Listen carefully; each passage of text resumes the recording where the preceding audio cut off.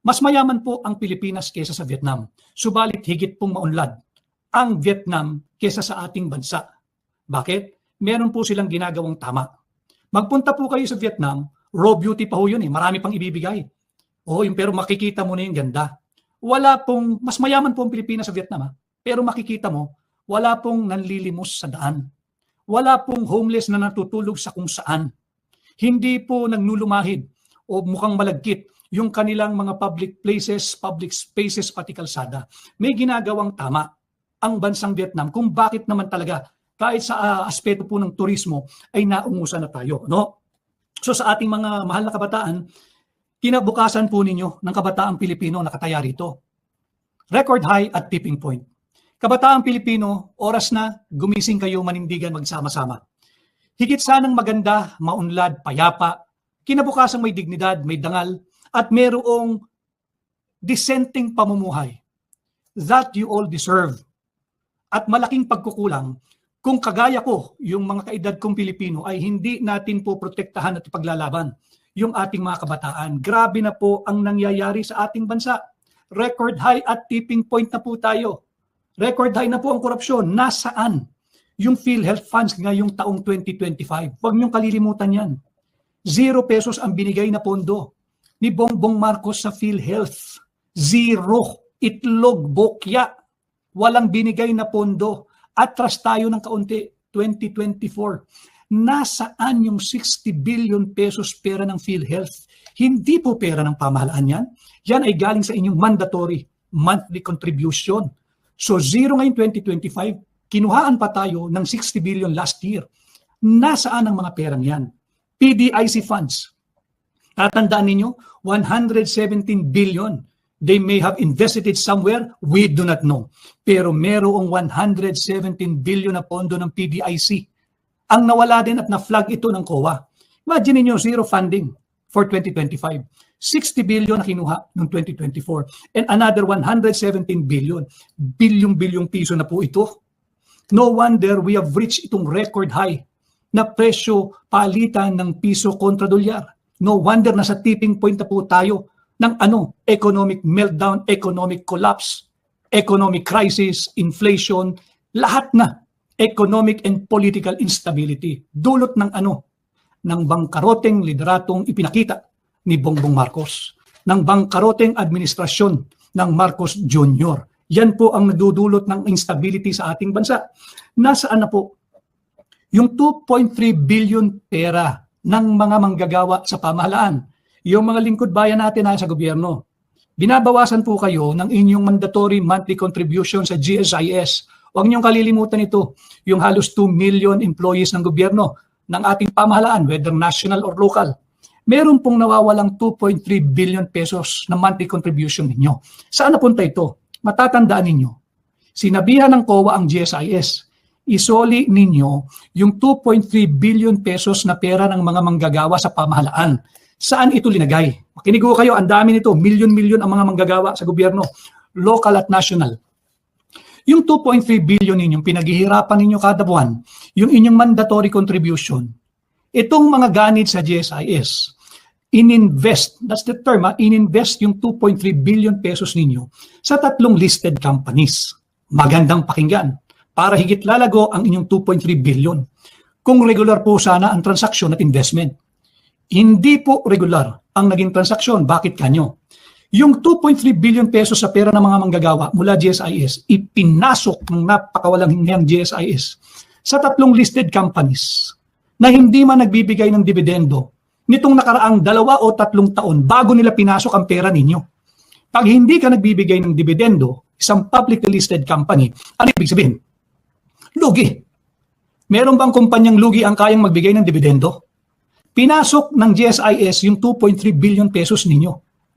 Pagpasok doon sa 3 listed companies, kumita, obligado. Yung 3 listed companies, bakit? Wala nga silang ibinubugang dividendo for the past 2 or 3 years prior to the investment. Pinasukan ng 2.3 billion. Di nagkaroon sila ngayon ng cash flow. Okay? Hindi tumaas yung kanilang presyo kada halaga ng share. Ganun pa rin, baka nga bumagsak pa So yung 2.3 billion ninyo, kumita yung publicly listed company, pero kayo lugi. Ano ho ang nangyari? Lugi po yan. Tanong po ninyo sa COA. Ipinag-utos ng COA, ng Commission on Audit, isoli yung 2.3 billion pesos na pera ninyo. Tunungan, di ba? The peso is weak not because the peso is weak but because the dollar is strong. The peso is weak because corruption has weighed down the Philippine economy. Dahil sa mga katulad ninyo, dahil sa mga katulad mo. Kaya daus-dus ang piso dahil sa korupsyon. Huwag na tayong magpatumpik-tumpik. South Korean President, binawi yung 2.8 billion loan. Bakit? Term ho ito ng Pangulo ng South Korea. Malaking sampal dagok sipa ito sa kasalukuyang administrasyon. Ang ginawang dahilan, at tama naman ang Pangulo ng South Korea, massive corruption. Yan po ang term, massive corruption at looting of public funds. Nakakagalit ho, hindi ba? Nakakagalit ho. And maybe they will ask the BSP to intervene just to temper ito pong naging pagdaus-dos na halaga ng piso. Kaya lamang hanggang kailan? Hindi ito maaring artificial lamang. Babalik tayo sa fundamental. Wala pong gustong magpasok ng puhunan sa ating bansa. Yung South Korea, binawi nga po yung pagpapautang nila ng napakalaking halaga. Bakit? Dahil po sa massive corruption at looting of public funds. Huwag din natin kalilimutan, bago magsalita na naman that the peso is not weak. The peso is weak not because the peso is weak because the dollar is strong. Bago po magsalita yan, singilin po niyo yan. Bakit merong higit kumulang 250 billion pesos more or less na unprogrammed appropriation na naman sa version ng General Appropriations Bill ang mababang kapulungan? Ang kakapal naman ng mukha ninyo. Hindi talaga kayo titigil.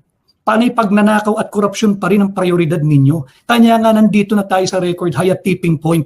Mga kababayan, we have to unite. We have to unite. We cannot let a bankrupt presidency continue to manipulate us Filipinos. Higit naman tayo magaling diyan sa bangkaroting administrasyon. Higit naman tayong maalam diyan sa bangkaroting panguluhan.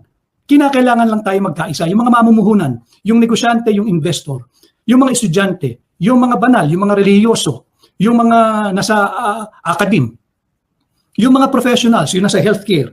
We have to unite to protect the Filipino youth. We owe it to them. We have to give them a better life. They deserve more. We all deserve more. Kesa dito sa ating natatamasa ngayon sa Marcos Jr. administration. And yes, marami pong nagme-mensahe na baka daw po tayo makasuhan. Wala pong inciting to sedition at wala pong sedisyo sa aking sinasabi. In fact, I always have a constitutional basis sa ating pong tinig maisog. Karapatan ko po Article 3, Section 18, Paragraph 1. Silipin po nyo yan. Malinaw po yan. No person shall be detained solely by reason of his political beliefs and aspiration. Ang aking maiting na political na paniniwala, bangkarote ang Marcos administration at walang maaaring magdikta sa akin na baguhin yan sapagkat yan ang nangyayari, yan ang nagaganap ng aking nakikita at nasasaksihan.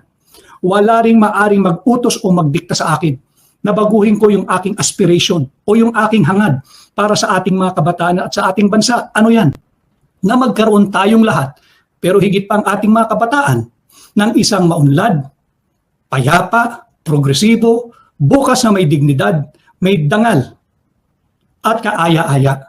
Yan ang aking aspirasyon o hangad para sa mga kabataang Pilipino. Wala hong pwedeng magbago niyan at yan ay protektado ng Article 3, Section 18, Paragraph 1 of our Constitution. Kaya wag ho kayong mangamba, wag ho kayong mangamba, wag kayong mangingeme na magpahayag.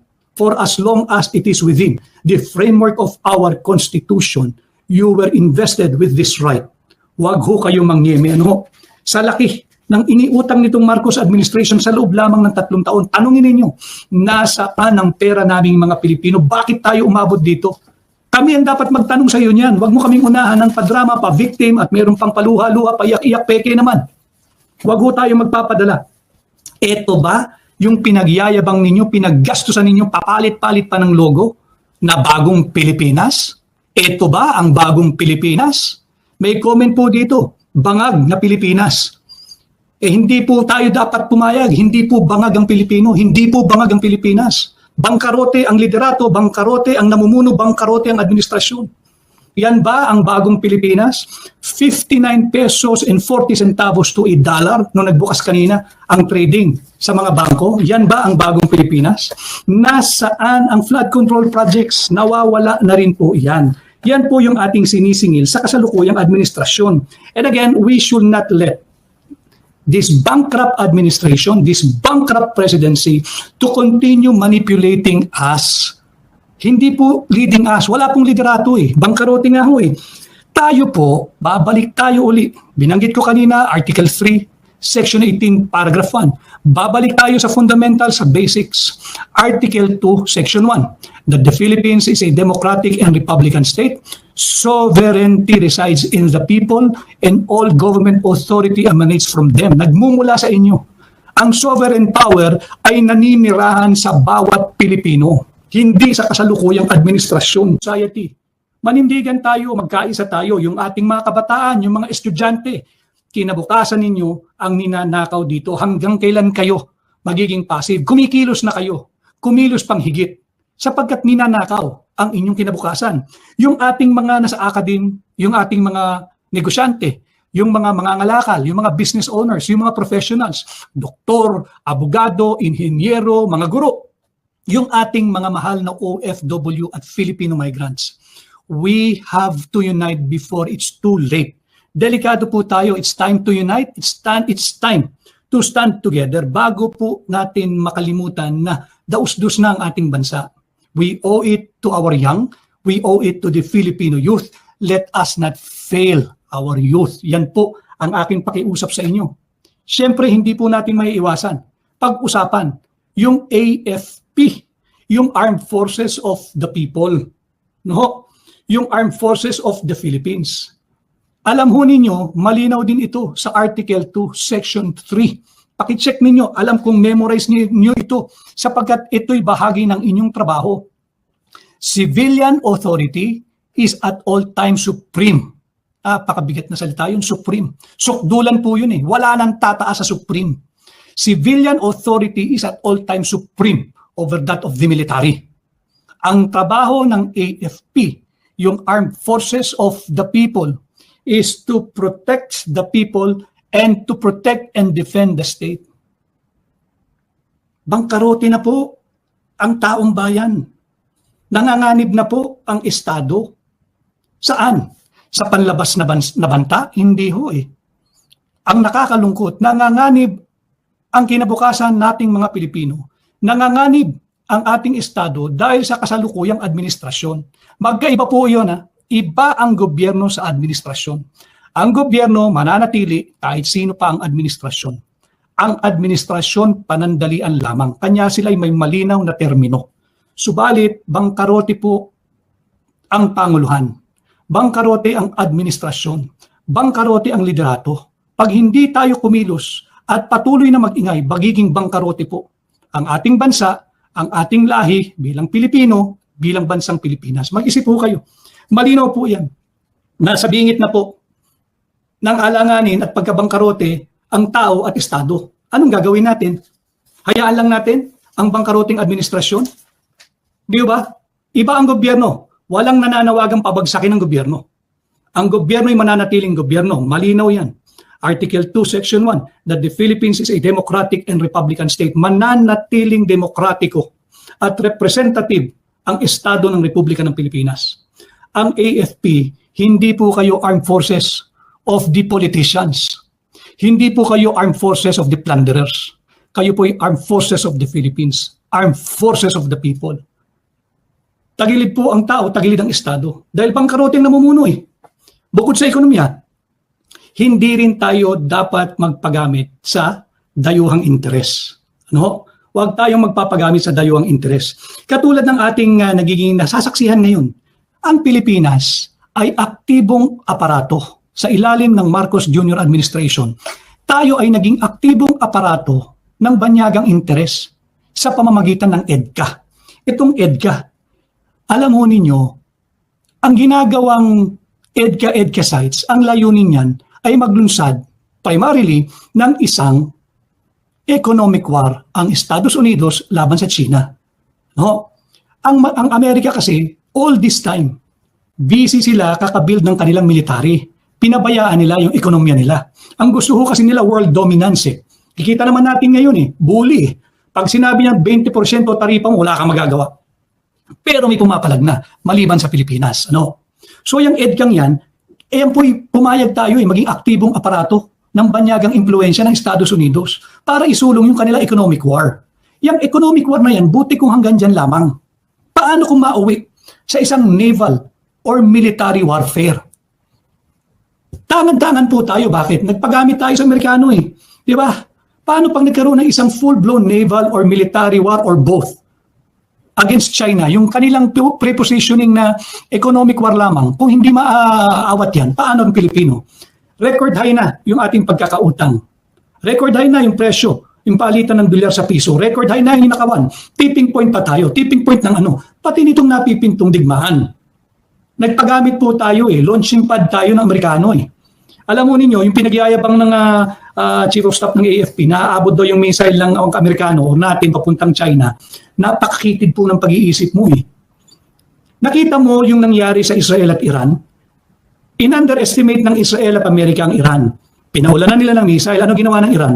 Ginamit lahat ng missiles nila. Nagulat ang Iran, nagulat ang Israel at Amerika. Ang pinakawalan pa lamang ng Iran, yung mga luma, ang dami pala. Ang layo pa ho nun ha. Higit na malayo yung Iran, yung distance, Iran to Israel. Biumahe po yung missiles nila eh. Naglanding nga po sa Israel eh. Mantakin mo, itong China papuntang Pilipinas, papuntang Luzon. Wala pong delay yun. Ilan ang isosoli sa atin ng bansang China? And we do not even have to wish for that.